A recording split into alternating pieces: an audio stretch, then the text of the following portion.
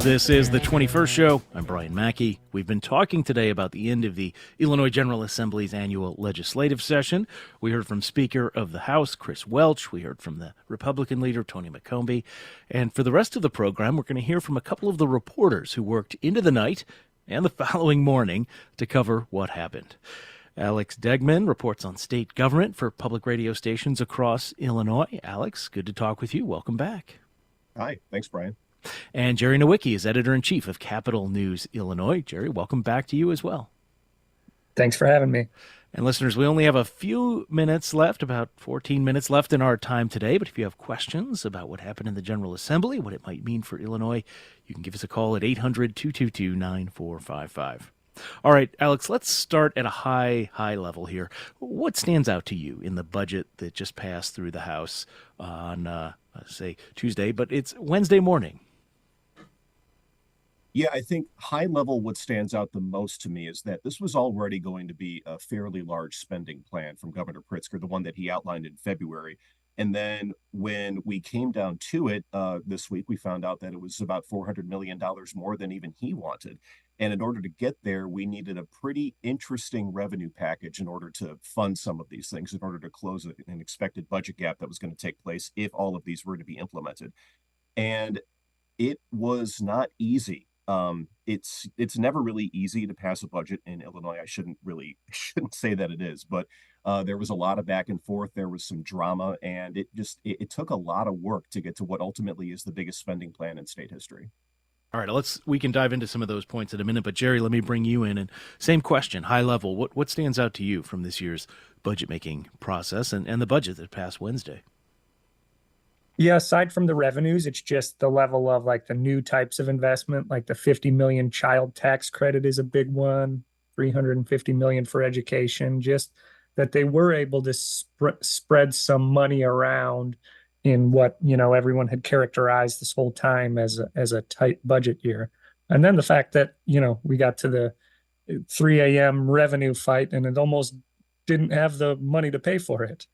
Yeah, almost didn't have the money. And it's interesting because there are always a few people, it seems, who are willing to vote for the spending plan, but not the separate revenue bill. And Alex, revenue enhancement, of course, is one of those euphemisms that people in the legislature use for tax increases. So can you talk a little bit more about what some of those specific tax increases were that total up that, what was it, $750 million or so?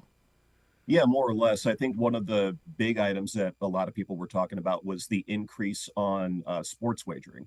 So originally, what Governor Pritzker wanted to do was just take the flat rate of 15% of the tax on sportsbook profits and make that 35%.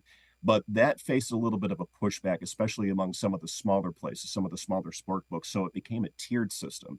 And I'm not going to get into like all the numbers of what the tiered would actually be, but basically the more you earn, the more you would be taxed. And that's what made it into the revenue bill. That was expected to raise about $200 million or so. And you saw a lot of pushback about that in the last days of session, specifically from, as I mentioned, some of the smaller communities like East St. Louis, where they have Casino Queen that just got a sports book not too long ago. And that provides a lot of jobs for the community and a lot of tax revenue. And folks down there are really concerned about what this could mean if, for example, the folks like DraftKings pull out of the state as they were threatening to do. Something else that the revenue bill did was put a cap on what's called the net operating loss for businesses. And basically what this means is businesses can only write off a certain amount every year. And I think the cap now is at $500,000. So that's expected to raise about north of $500 million, about $526 million or so. And then one of the other big things that I'll talk about was basically, and I'm just going to try to explain this the best I can. Essentially, retailers get a discount on their state taxes for collecting state taxes. And that is going to be capped at $1,000 every month. And that's expected to raise some money too. And I always get really nervous when I'm talking about the budget on a program with Jerry, because Jerry is the budget expert. So if I'm getting any of this wrong, Jerry, please backstop me. Please correct me. Yeah, Jerry, go ahead. Yeah.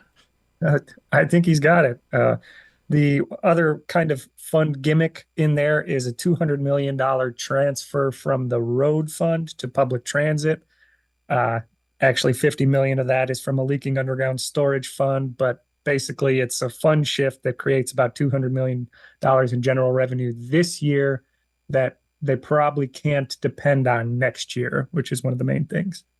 Yeah, one of the things the Republicans say is that there were these sort of, as you or as they say, I guess, gimmicks or one-time funding transfers that maybe will be a hole to patch in the future. I guess, Jerry, one thing that strikes me sort of big picture about what we've been talking about these revenue things is that these are going to be largely invisible to your average everyday Illinoisan, right? It's not like they're going to be paying more for school supplies or gasoline or things like that. It's much more opaque and complicated. Can you speak to that? Yeah, well, it's true. I mean, they don't really, even the sports gambling one, the DraftKings and such say, oh, this is going to mean less profit boosts and whatever. But I mean, if you're not making bets and you're not taking advantage of that, no one's even going to notice what that means. And then even the corporate net operating loss one that's supposed to bring in over $500 million, businesses won't even see a difference from the current year. In fact, they'll be able to claim even more. The reason it's considered revenue generating is because it was set to expire this year, so can't count on those revenues because the $100,000 cap was expiring. So what they did was they left the cap in place but increased it to 500K. So it's not really a tax increase compared to the previous tax year. Let me take a moment to remind listeners this is the 21st show. We're talking with reporters about the end of the Illinois General Assembly's legislative session this year, what got done, what got left behind as lawmakers head back to their districts. We're talking with Jerry Nowicki of Capital News Illinois and Alex Degman, who covers state government for public radio stations across Illinois. Alex, let's spend a little time, at least, on the process fight, because there was this extraordinary moment of multiple votes in order to drag that tax bill across the line. Can you paint a picture? What was it like in the Illinois House at, what was it, 4 in the morning, I guess, on Wednesday, as this is grinding out? Yeah, I think the battle over the revenue bill started around 2:30 and yeah, wrapped up around 4:30 or so. That was the last bill that they considered. And it's kind of like you mentioned a few minutes ago. There are some folks in the General Assembly who were okay with the appropriations bill and okay with the budget implementation bill.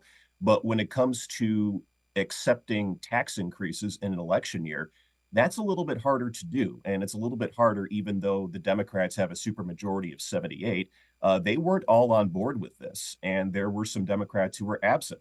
There were some Democrats who left during the debate. So getting to the 60 votes, the minimum 60 votes required, was a little bit of a slog. So because it was late, I think what finally we found out happened was there was one Democrat who they couldn't find.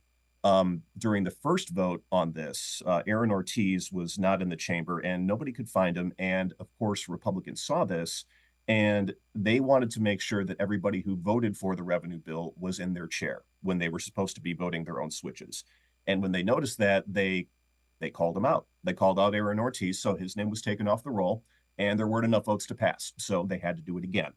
And same thing happened. They couldn't get enough votes, and they had to postpone consideration, pull it from the record again.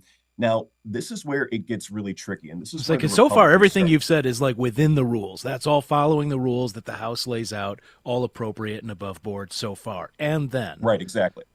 And this is where the rules started to get a little, shall we say, I can't think of the word that I'm looking for, but basically, rules are kind of optional at this point because it only takes a simple majority to suspend the rules, and that's what Democrats did. They suspended the rule that says you can only call something back from postponed consideration twice, and they got 64 votes to do that, so they did it. They voted on it a third time, and after some wrangling, after some negotiating, trying to figure out who's going to vote for this, who can still afford to not vote for this, they eventually did get the 60 votes required. And to an outsider, that it's not great optics to somebody from an outsider, because here we have the majority Democrats suspending the rules at 4 o'clock in the morning to pass a tax hike when Republicans are saying, now, wait a minute, let's hold off a second. Let's make sure that we're doing this right. Let's make sure that, we're doing what we're supposed to be doing. And it was just, I personally had never seen anything like it. I've not done this for as long as some folks, but it was really something trying to figure out what was happening and then finding out what ultimately did happen. Yeah, about 19 years for me, and I can't quite remember anything like that. Although I'm sure there are people out there who remember when they stopped the clock in order to pass the White Sox stadium back in the late 80s. Jerry, And, this might be right up there, bro. Yeah, Honestly. maybe it will. Jerry, I wonder, do you have a perspective? Is this something that everyday Illinoisans should really spend much time caring about or being outraged about? Or is it like, well, it's not pretty to see the sausage made, but in the end, it's the fact that you have the sausage that counts? I don't know. Where do you come down on that? Speaker Welch, in an interview we did with him earlier today, he characterized it almost the exact same way. He said, it's important that Illinoisans see the sausage, how the sausage get made. Sometimes it's not pretty. Uh, you know, it's it shows who's committed to being in their seat, who's committed to being in the chamber. So if you look at those votes and see who wasn't voting, you'll see a little bit about, you can maybe find out a little bit about your own lawmaker if you're looking at it that way. Um, as far as whether the average Illinoisan should care, I'd say that this budget was negotiated by the time we sat down to vote. On this, we as in the General Assembly, I don't know why I said we, but basically speaking, we all knew what was in it. We'd been reporting on it for 3 days, 4 days. So we didn't expect changes, but we also didn't expect the drama. So, what you'd read into it, maybe about leadership, maybe about whether your own representative is committed to being in their seat for these major votes. But, strictly speaking, they weren't in the negotiating process of any details of that budget at that time. Yeah, or whether they're willing to vote for the spending but not the money to pay for it. Alex, just a few minutes left in our time together. Briefly, can you talk about the potential changes to the Prisoner Review Board that ultimately did not pass?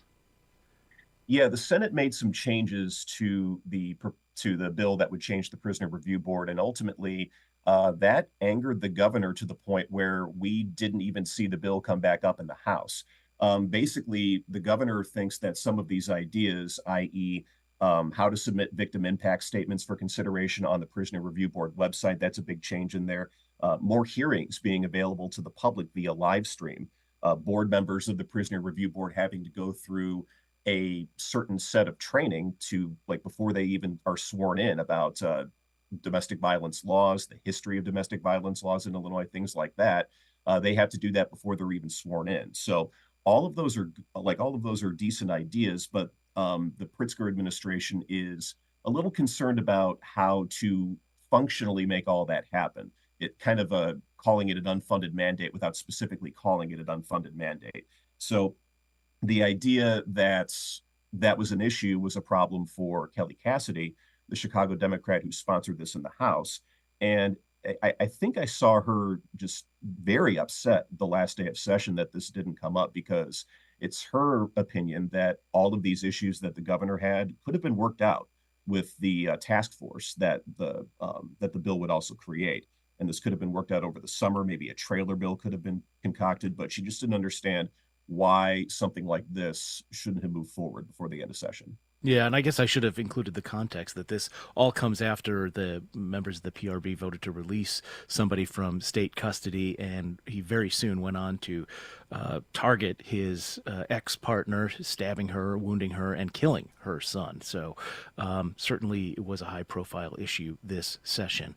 We're going to have to leave it there. Alex Degman covers state government and politics for public radio stations across Illinois. Jerry Nowicki is editor-in-chief at Capital News Illinois. Jerry, Alex, thank you so much for being with us, sharing your reporting with us on the 21st Show.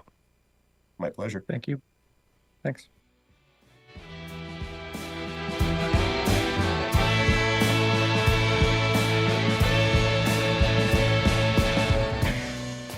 And that's all the time we have for today. The 21st Show is produced by Christine Hatfield and Jose Zepeda. Our digital producer is Stephanie Mosqueda. Technical direction and engineering comes from Jason Croft and Steve Mork. Reginald Hardwick is our news director. We appreciate hearing from you about what we've been talking about. You can email us. talk@21stshow.org is the address. You can find that and every other way to contact us, including our voicemail line, our Twitter, our new Threads account. It's all on our website, 21stshow.org. The 21st Show is a production of Illinois Public Media. I'm Brian Mackey. Thanks for listening. We'll talk to you again tomorrow.